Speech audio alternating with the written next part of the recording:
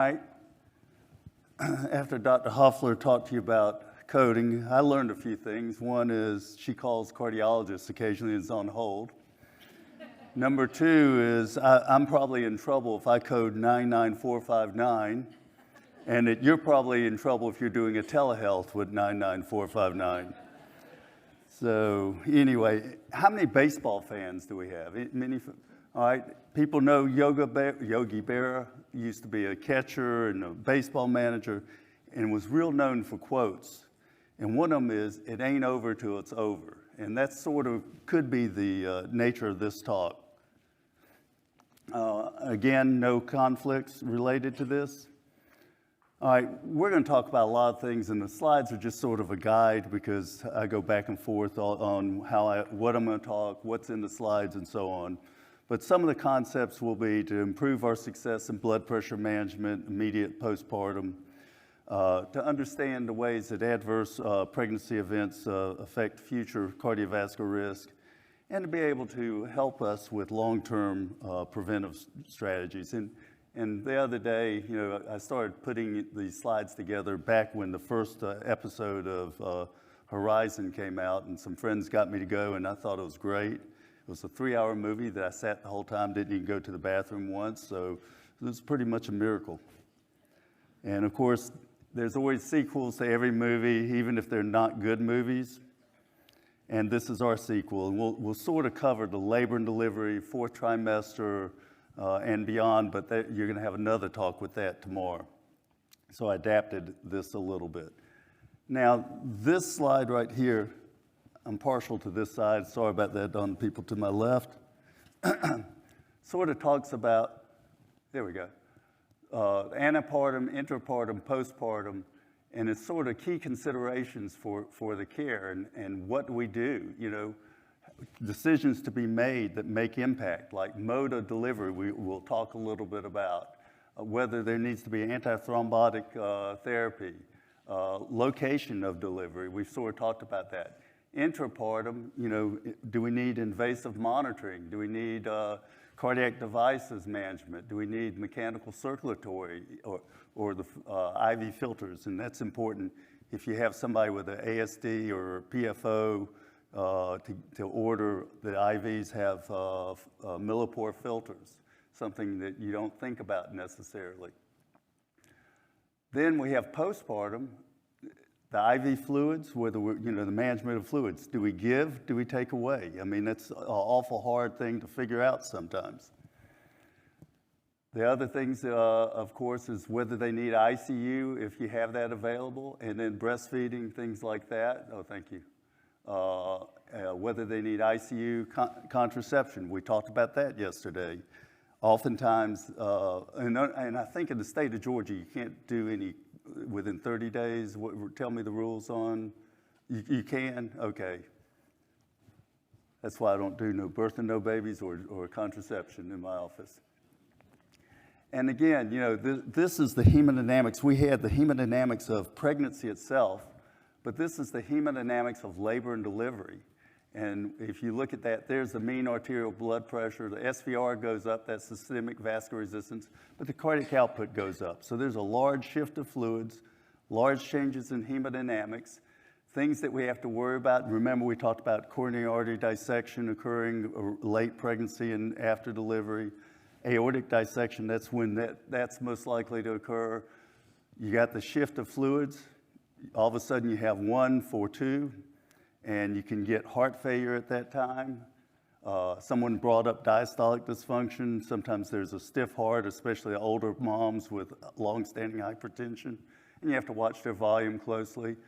Sometimes you'll get the arrhythmias during that labor and delivery. Remember, that's a stressful time. And things that we can do to minimize that is sometimes pain control, sometimes, and this is debatable, assisted vaginal delivery, beta blockers, we'll talk about in another way in a second. Immediate postpartum, remember the shift of fluids, worried about clotting, worried about vascular dissection, worried about decompensated heart failure. How do we handle that? It's looking at the mom, looking at the intake and output, learning where the I's and O's are on your EMR, because sometimes it's not that easy. So, and that really is something, because I mean, it's like EMRs don't think the way we do. You know, I'll start to age myself that I had an EMR in my office, less than 1% of practices, and at that time, of course, I was the one paying for it. The people came in and they said, Doc, how do you want this to work? Now, we as the physicians, providers, it's, okay, here's how this works, and they tell you things that make no sense with how you practice. So it becomes more, instead of an augment your practice, which is what it should be, it takes away from your practice. And bottom line is continued medicines, IV diuretics, fluids, things like that. Those are things that we do during that time, or we as easy. I remember when I was a fellow, there was a young staff person. He would go like, all right, this is what we are going to do. And then he'd go, you know what we means, it means you. You know, so that's what you do out there. All right, so what about mode of delivery? We sort of talked about it. We foreshadowed a lot of this talk yesterday, okay? But it's all important things.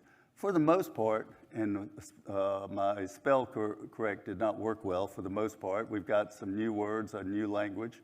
For the most part, we want vaginal deliveries, okay? Me as a cardiologist, probably you as the mom's doctor, me as the mom's doctor. There are some exceptions, and we talked about this yesterday. Hemodynamically unstable. At that point, when they're hemodynamically unstable, you want to get the mom and the baby separated as fast as possible so I can take care of the mom and neonatologist can take care of the baby, and you can make sure that all the Netherlands are still working good. You have to pardon my humor. So, I haven't ended up in the pokey, well, one night, never mind, we won't go there. I hadn't ended up in jail long term, okay? Nothing I can't run for president with, okay? All right, so anyway, with Marfan's, Lloydites, if they're greater than 45 millimeters, that's a high risk, then you may want to do a C-section. Debatable with bicuspid aortopathies, think of that as in between. If it's dynamically expanding, 3 millimeters or more, the cardiologist will probably tell you, hey, let's do a C-section, let's get this done. Pulmonary hypertension, it's sort of debatable. In the hands of some of the world's experts, they'll say, okay, go ahead and do vaginal delivery. Those are people that, I mean, that's routine for them, is severe pulmonary hypertension. It's referral centers. They do a fantastic job. They present numbers that you say, how? And it's because it's what they do. Another group would be the hypertrophic cardiomyopathies, if they have a severe gradient, especially if they're unstable. And what's a severe gradient? It used to be just a mild gradient, 30 millimeters. Now I'd say more like a 50, and it's dynamic, like I'll have them Valsalva. Does anybody remember why we have hypertrophic cardiomyopathies, the Valsalva? Basically what happens is, and what do y'all do when what are they doing during delivery? Okay, that's one thing. We're trying to recreate what they're doing in delivery. We'll do an echocardiogram and measure Doppler, measure the muscle gradient. Muscle gets in the way of the blood flow with hypertrophic cardiomyopathies.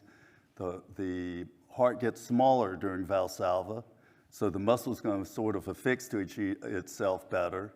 And so we'll try to predict how much of a gradient they're going to have during labor and delivery. And we'll beta block them to keep that from happening. So it's just sort of trying to make you think like I do, which is scary in its own thought.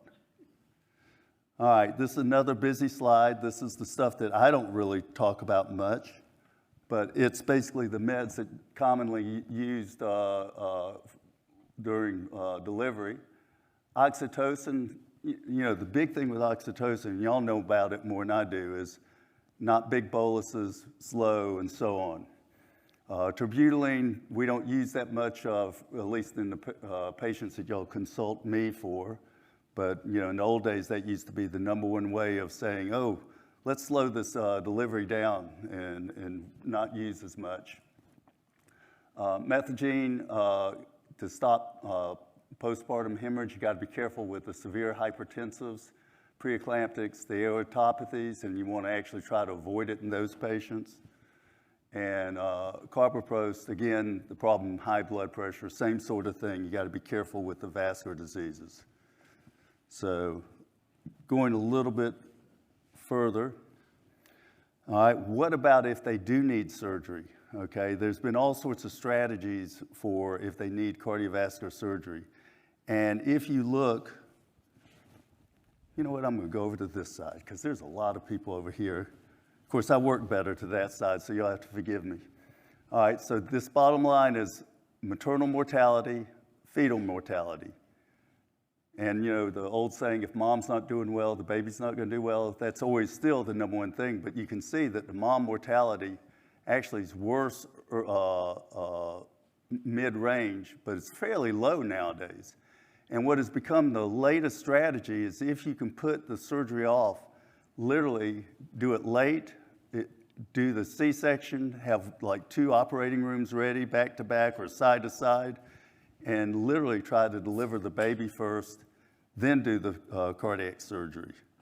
And what you'll see is the combination, if you look at, we'll go back over to this side, the fetal mortality is pretty low in that side. So that's the one time versus all across here, fetal mortality is higher. So the big thing that, you know, we sort of talked about, it ain't over till it's over.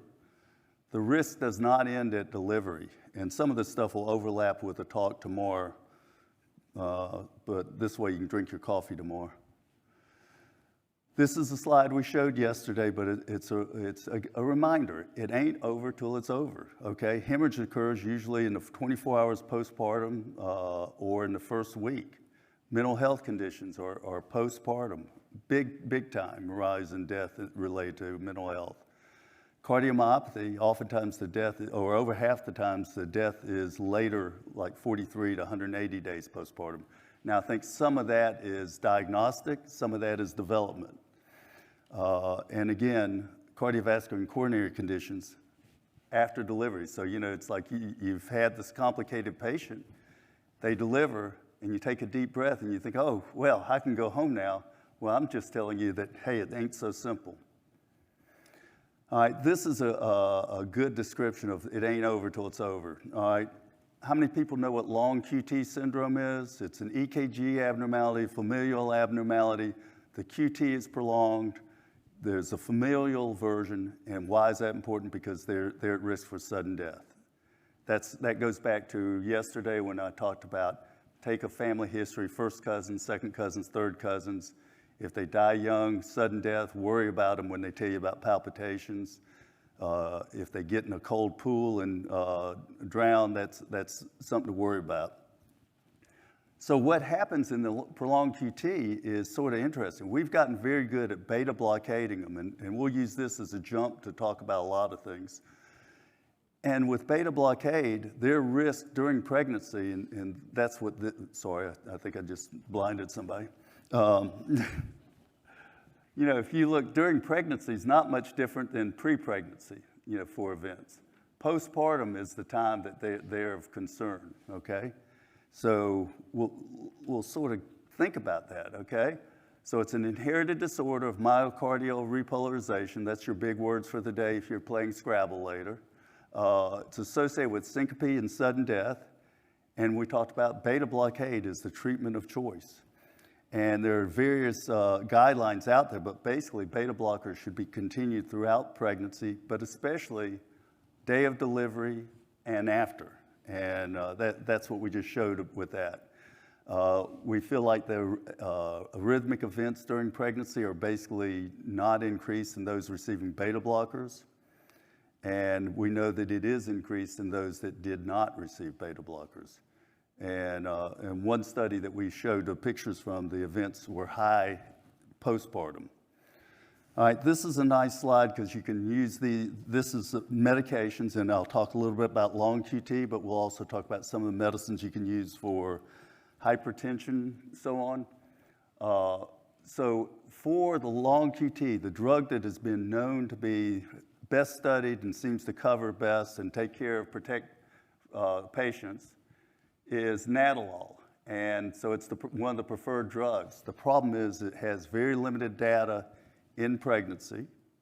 And so what we do in these patients is it a long QT syndrome, meaning that they've never that they've had events, or versus just a long QT that they've never had events. If they've had clinical events, the patient themselves, then we will oftentimes talk to them and carry on with Nadolol, because we tell them, you don't do well, the baby don't do well. Again, I've got that good Southern talk. All right. Here's the big problem: is lactation. It is highly excreted in breast milk. So that's the issue with it. So remember, you're probably used to this, but when I talk to cardiologists, I have to sit there and teach them that pregnancy is an ongoing, rolling time. Different things happen at different times. Metabolism of drugs may change at different times. And then at lactation is different than pregnancy. So that's important to remember. Propranolol, which is not one of my favorite drugs in pregnancy, but actually does have a lot of data, especially with thyroid problems. That's the time I usually use it, is when I'm helping with hyperthyroid patients. It does have a safety profile, very little bit excreted in breast milk. It'll have the same things, watch for fetal bradycardia. As much beta blockers as I've sent out, no one's come back to haunt me with calling me saying, hey, you got to do something about this for the baby. Bisoprolol, again, it's one of the drugs that's preferred in long QT especially, but it's limited. Labetalol, let's talk about real quick. Labetalol is an alpha beta blocker. And in pregnancy, remember we talked about metabolism's different, how the drugs act. If you think about most patients that you put on labetalol, it doesn't affect their heart rate that much. So it's more of an alpha blocker than beta blocker. So it is not a good drug for prolonged QT. Interestingly enough, is even though it's got the most data, or some of the most data, whatever, with pregnancy, it doesn't have much data with long QT, and you wouldn't expect it to work very well. And it doesn't have as much data with breastfeeding as you would think, but it's been used so much that I'm not really concerned with that. Carvedilol, if you're in Europe and you're on carvedilol, they usually continue it. People are starting to use carvedilol a little this country, although there's still limited data with pregnancy, and certainly not used in long QT.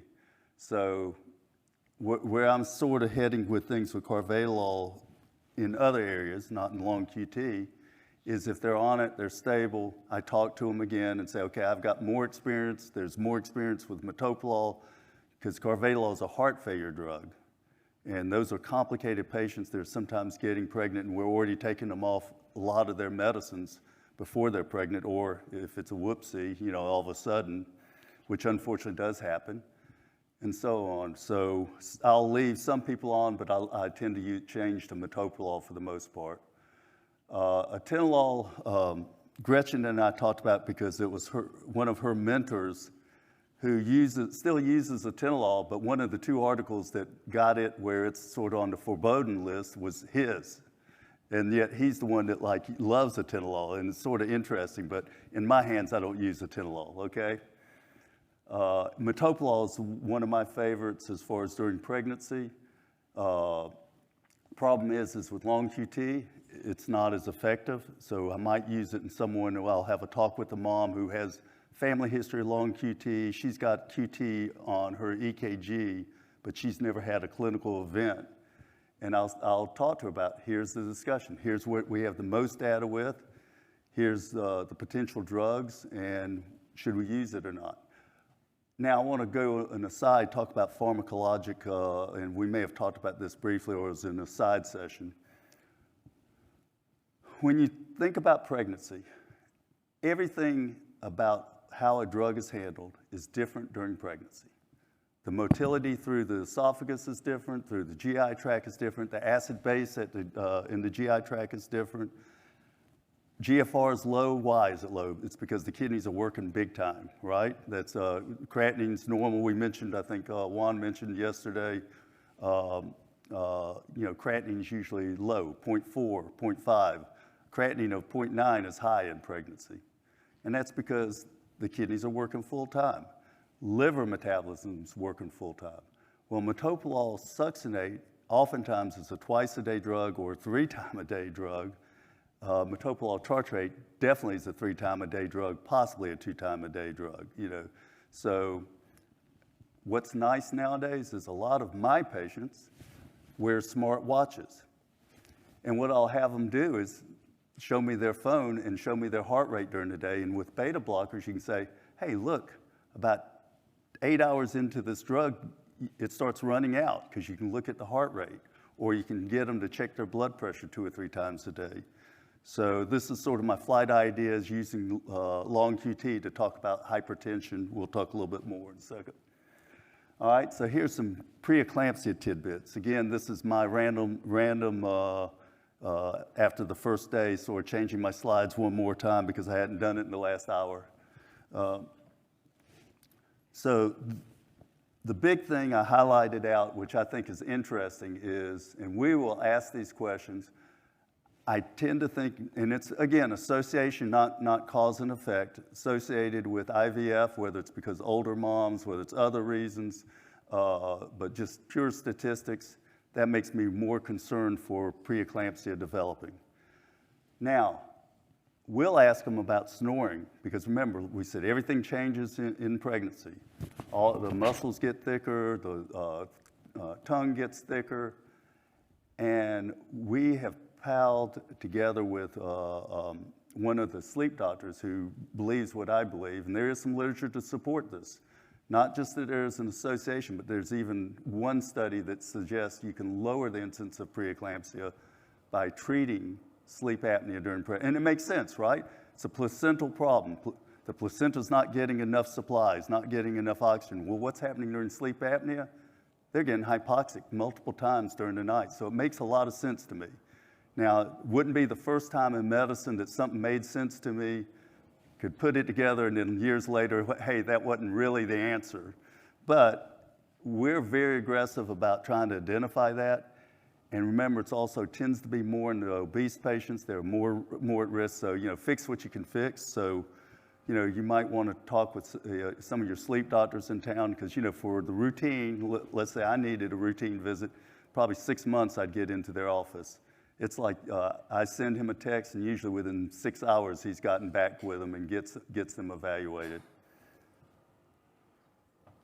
All right, some more tidbits. So Juan talked about some of this stuff, although he left out metoprolol, which I sort of have in my armamentarium. Nifedipine, we talked about yesterday. There's a difference in the United States than in Europe. In the United States, you almost have to have proof that, or a lot of data that makes you feel like, hey, this drug's not at risk. In Europe, you need to almost prove that the drug is at risk. And so in Europe, amlodipine, carvedilol, which we don't use as much, is used a lot. They'll keep them on diuretics if they're already on diuretics. We talked about, we oftentimes pick that as the drug to peel off, because early in pregnancy, the blood pressure oftentimes goes down. Postpartum, this is important. Again, lactation's different than pregnancy. Enalapril okay. Well, there's some exceptions, because the perinatologists get upset when they've got a baby that was born vastly premature, mom's trying to breastfeed, and there's potential for a little bit of ACE inhibitor to get on board while the kidneys are finishing their development. No proof in it, but, you know, I'm not going to argue. And then the other tidbit that we talked about a little bit is hard to control blood pressure patients who seem a little bit volume up. Not necessarily even volume overloaded. You know, they got a BNP because they're short of breath, and it was 88, you know, high normal. They look a little puffy. You look at the neck veins, it looks up.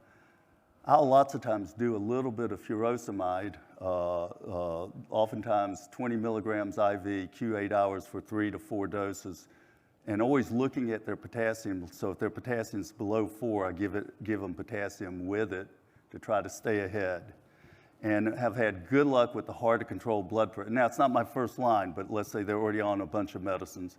And you look at their eyes and nose again, if you can find it on your EMR, you know, and little things that make you feel like, well, they're volume up. There is a small article that's out there with 5 days of oral Lasix. let's see if it's my next slide. Yeah, and this is that article that they did that. And you know, what they basically ended up saying is that there was a reduction in persistently elevated blood pressure at 7 days. I think a little bit less readmission, things like that, but it's a small series. But it's something else you can think of doing with your patient, like discharging them on just 5 days of 20 of Lasix. Okay, so let's talk about going home, all right? Oftentimes, and there is a move afoot to provide blood pressure cuffs for the moms going home. And we need education of those moms, because if they run into the room, say, I'm anxious, I'm upset, baby just woke me up, throw that cuff on, it's gonna be elevated. Gotta teach them how to take their blood pressure. You need to teach them diet, because a lot of times what I've seen is volume overloads coming back with moms that had convenience food, because that's, you know, it's a lifestyle change. Every pregnancy, every time you add another mouth in the house, another responsibility, mom goes further down on the list for the most part.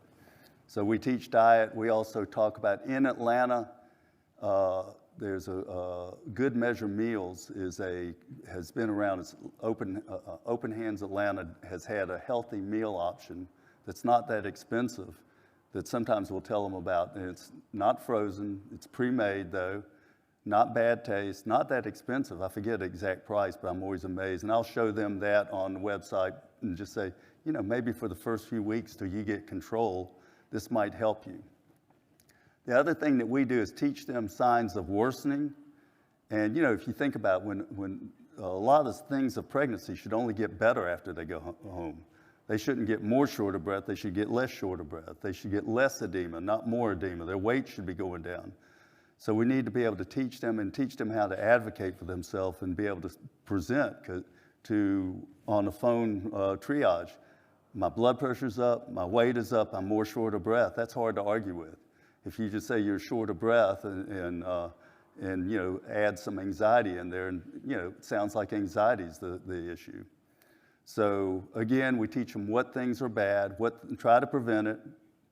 We also teach them how to check their blood pressure. We'll sometimes even give them parameters. We were talking about this yesterday. Especially on a newly diagnosed, they were pregnant, no history of hypertension, got preeclampsia, go home.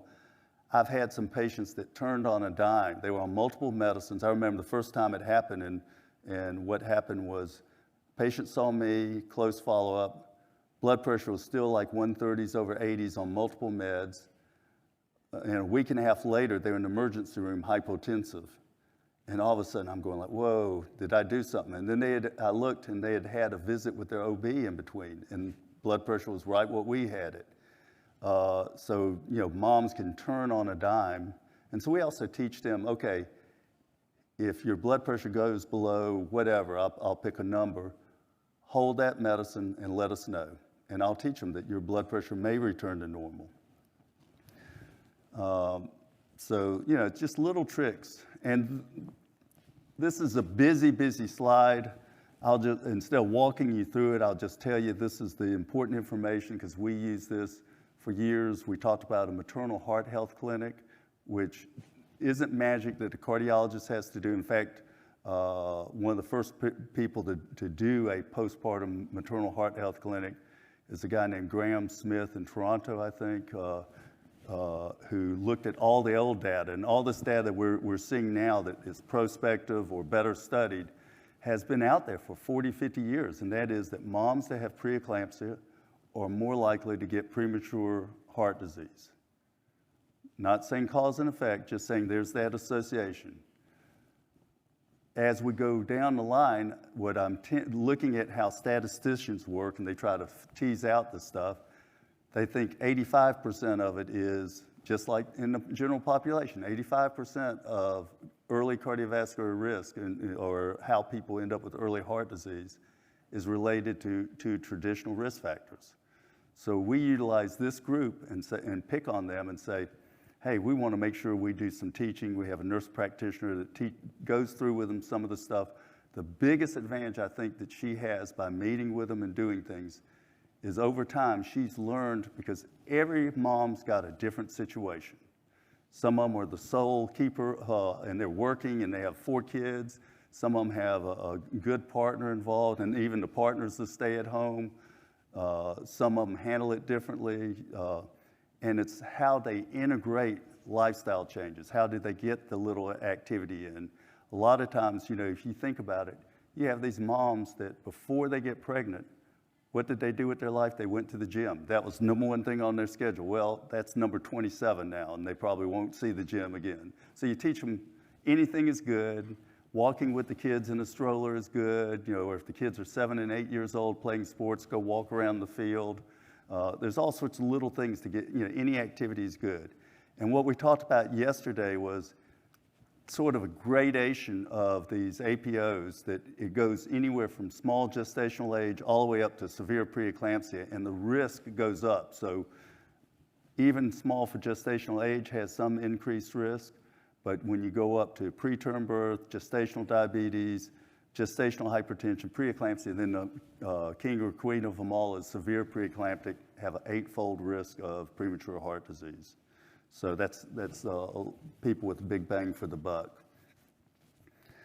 And this is sort of talk about the theories behind things, about how, you know, the high blood pressure could cause diastolic dysfunction, thickening of heart muscle, compliance, endothelial dysfunction, all those things. So this is just, again, why working hard to prevent disease in these women are so important, so important. All right, so if you look at this, this is some of the things that we talked about, and this just puts it in different ways. There are different numbers, like average years to first heart problem, and you can see what we said: preeclampsia, diabetes, hypertensive disorder, or any adverse. So all of those have increased implementation or risk. Now, so we talked about, this is not yesterday. This is when we first implemented a postpartum preeclampsia heart health clinic, and it can be done on all sorts of scales. We had grandiose ideas originally. We had all these people involved. We had a dietitian involved. We had exercise physiologist, a nurse practitioner, me, you know, the janitor came in and helped out. Whoever we could get to help would help. And there is some truth to that, because we'd have our meetings, and everybody was doing this on top of their schedule. And my quote on it, and it's the same quote I do when we do our meetings for planning the heart of the matter, is, okay, everyone here is judged on 100 jobs they do. They're paid for 100 jobs they do. And I realize this is your 101st job. And so it told me how special it was that they spent their time with me. So it can be done without all those people. It can be done with one person. It can be done with just in your clinic having some handouts ready for them. Whatever, you know, it can be done. All right, so here's some of the stuff, information on postpartum counseling for patients with specific APOs. And some of these are things that we've already spoken about here. This is more, I think all of y'all have referenced my slides. Hopefully it's the last set, because I don't know when I put this in. But this talks about the different levels of consideration, you know, and this is sort of what we've already just talked about. We talked about counseling on them and about the risk, and that blood pressure returns to baseline, and watch your blood pressure. And that we also tell them that there's increased risk for future hypertension. There was one article where 30% of the women who had preeclampsia and their blood pressure returned to normal within 5 years had hypertension. That hadn't been replicated. It's certainly higher than the standard population, but that was pretty impressive. And you got to be careful what population someone studies. We talked about 2-fold increased risk of future heart disease. And down here, you can talk about blood pressure management that Juan was talking about before. And there's all sorts of scales. And I always, you know, you're lucky. I sometimes put the little things from movies. Johnny Depp, I like to quote, like Pirates of the Caribbean.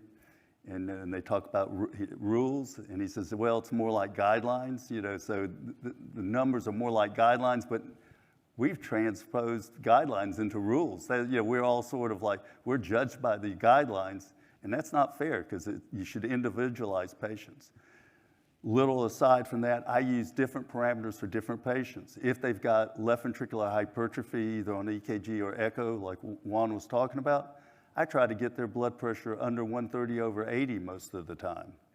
If they're just young and have hypertension, I may give a little bit of latitude, but not much more latitude, because there's a lot of time under the window. So, if I'm 70 and I develop hypertension, I've got a smaller window for that blood pressure to affect me than if I'm 28 and have hypertension. So there's a reasonable argument to be more aggressive, but the other side of it is I usually try to give the people coming into my office a chance to avoid drugs. I hang that carrot and, say like, if you can do this diet and exercise, maybe we can avoid all these drugs and so on. I always say that the best drug is the one that you need and you use.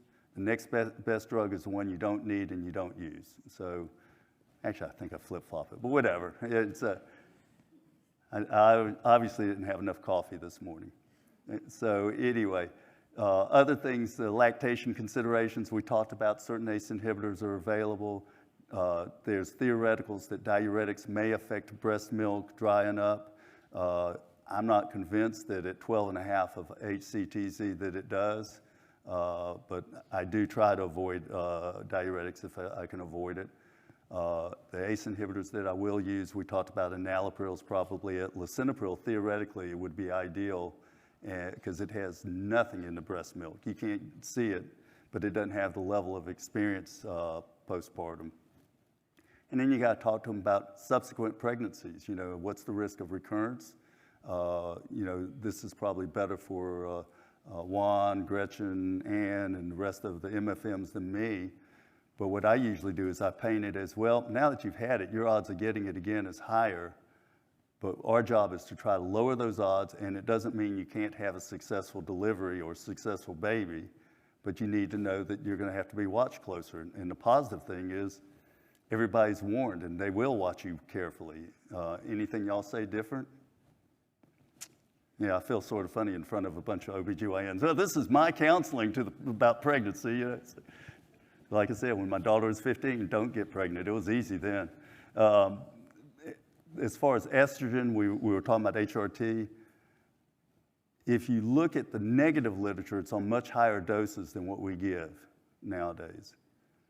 So I take that in mind and paint it for every picture. If a low dose estrogen might give them benefit, then I'll just explain to them, this is what we know based on much higher doses than we give you now. Gestational diabetes, if they have gestational, they have high odds, 8-fold high odds of increased getting diabetes eventually. So those patients need to be watched carefully, and the other APOs. This is just out of one article review, and this sort of helps summarize some of the things I just talked about. So, yeah, I'll go back. So the traditional risk factors, physical inactivity, tobacco use, diabetes, hypertension, hyperlipidemia. What we know is that women with APOs, and this is what I try to teach primary care doctors, which, like I told you yesterday, about 50% of you are probably the de facto primary care doctor for your females. And ACOG itself it doesn't say you're there for delivering babies and the health related. It says women's health, lifelong.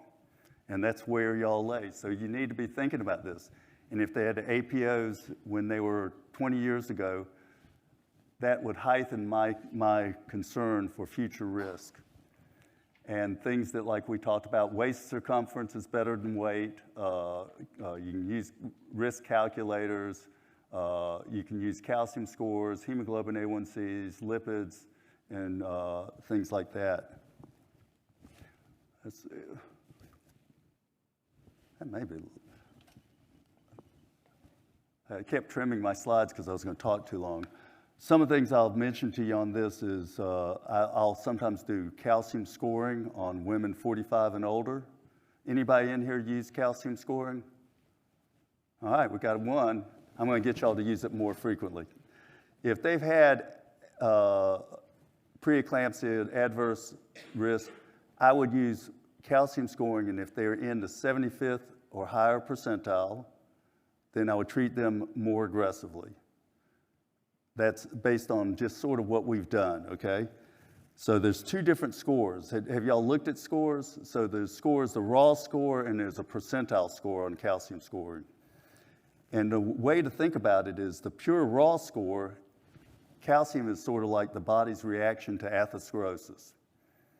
And it helps you sort of identify, hey, you know what, this lady or this guy is developing disease ahead of their peers. If they're 75th percentile or greater, they're responding to their risk factors more than 3/4 of the population. So maybe what we're doing is not good enough, and maybe those are the ones we should be treating more aggressively, whether it's blood pressure, cholesterol, sleep, the thing that probably most of us in here shortchange ourselves. If the calcium score is above 100, it increases the odds that there might be obstructive disease. The higher the calcium score, the more likelihood for a heart attack, but not necessarily that you're going to have a blocked artery if you did an angiogram. So it's a very good predictor. It helps you know who's already getting more plaque than you'd expect, and those are patients that I would treat more aggressively. The other thing that I sometimes use is advanced lipids, all right?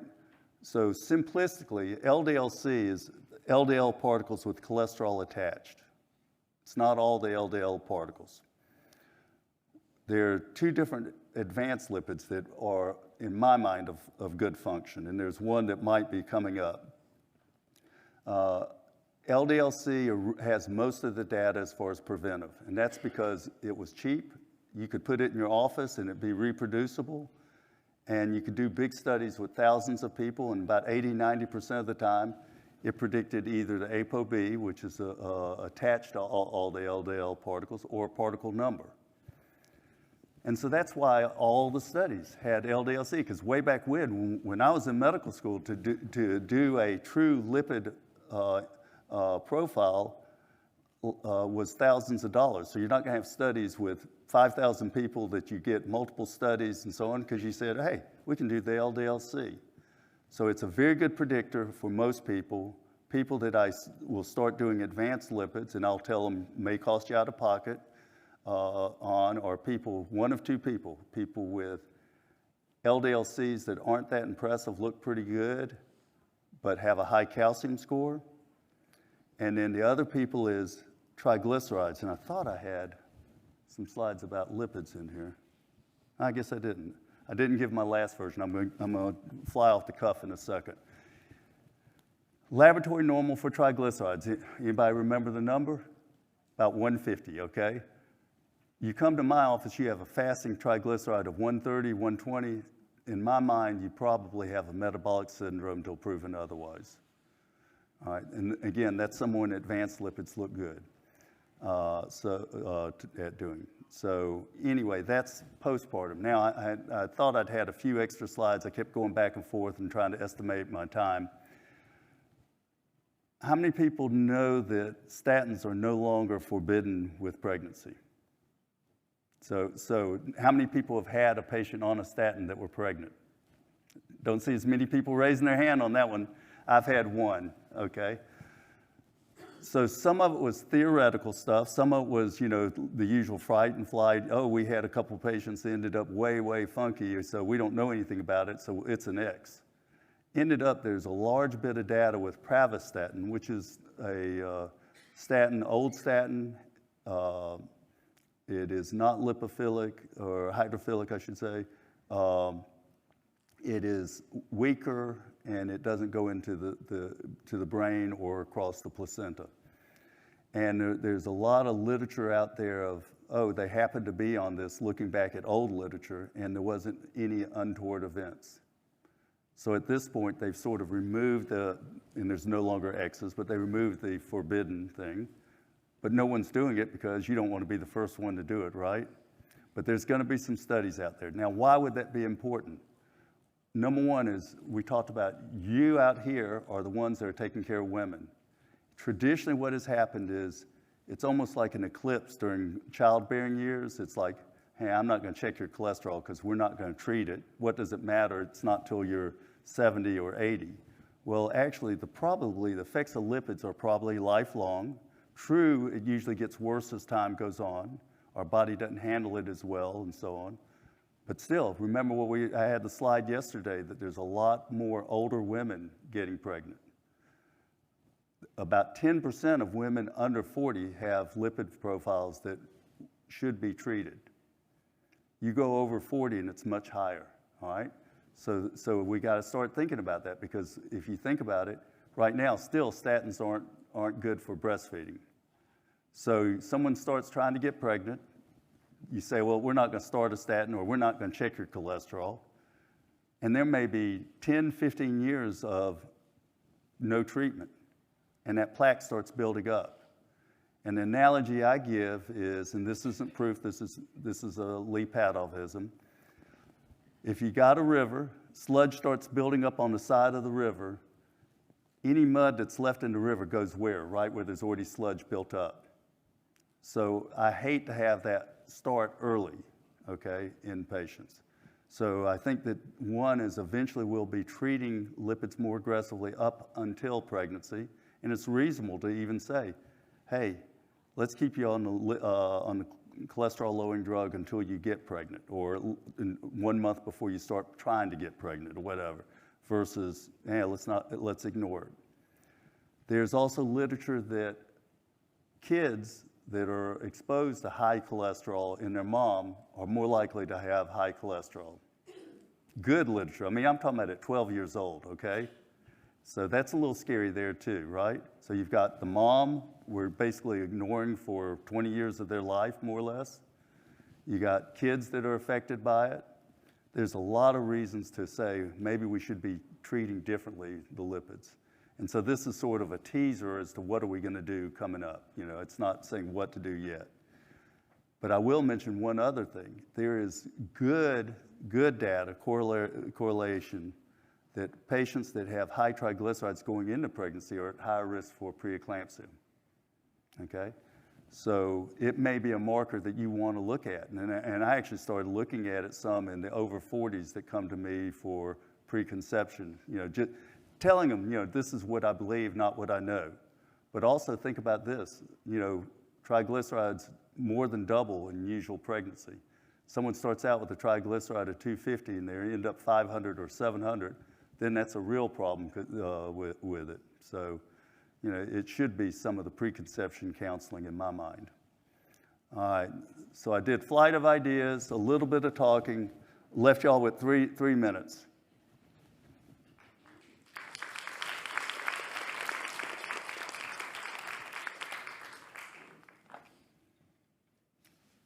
And the good thing about being before the break is nobody wants to ask questions. I know. Here's one. Oh, damn it. Go ahead. We'll give you special. When you talk about the advanced lipid screen, is that looking at low density versus high density LDL particles? Yeah. So what I use most frequently, and that's because I started using it years and years ago, is the LDL particle number, usually done by what's called NMR. And think of the LDL particles as being the number of atherogenic particles. Also, you hear about ApoB, which is the atherogenic moiety that's attached to the LDL particles. So those are the two that, you know, and you can get this panel with 300 things. The latest, greatest stuff is Lp(a). Lp(a) is a marker that identifies high risk. And like all things, just like we were talking about blood pressure having a rheostat, you know, where do you start treating? We get these guidelines that say, oh, 139, you're okay, 141, you're not, you know, or whatever, 128 versus 131. It's like a rheostat. So Apo(a) or Lp(a) basically marks people that are increased risk. There might be a little bit of procoagulant, there may be a little bit more pro-atherosclerotic component, and it's a very good predictor. The reason I don't put a lot of emphasis on it right now, other than it is familial, that's helpful for some people, is we don't have a way to treat it per se. Niacin used to lower it, but niacin sort of failed in its studies, and we could talk about that for an hour because I actually think it was a better drug than it got laid out, but they tried to do studies to make it like water, that we should put it, or fluoride in the water, and they screwed up. PCSK9 inhibitors, that's the injectables, like Praluent, Repatha, lowers it some, but not enough separate from all the other factors to do big studies.